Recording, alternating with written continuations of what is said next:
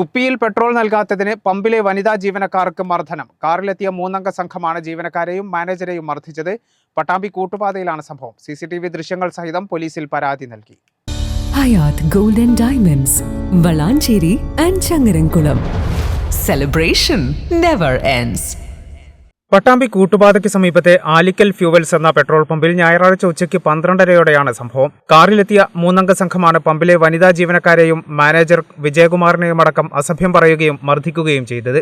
Plastic കുപ്പിയിൽ petrol നൽകാത്തതിനായിരുന്നു മർദ്ദനം.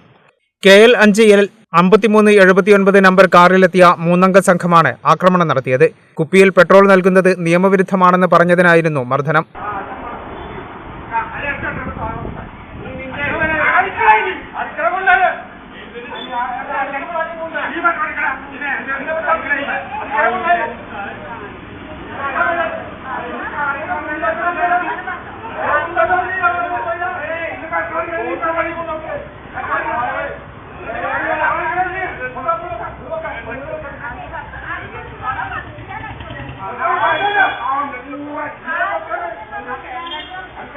ഓഫീസിലിരുന്ന മാനേജരെ വലിച്ചിഴച്ച് പെട്രോൾ അടിക്കുന്ന സ്ഥലത്തെത്തിച്ച് ബലമായി കുപ്പിയിൽ പെട്രോൾ നിറച്ച ശേഷമാണ് സംഘം മടങ്ങിയത്. ജീവനക്കാർ CCTV ദൃശ്യങ്ങൾ സഹിതം ചാലിശ്ശേരി പോലീസിൽ പരാതി നൽകി. കേരള വിഷൻ, പട്ടാമ്പി.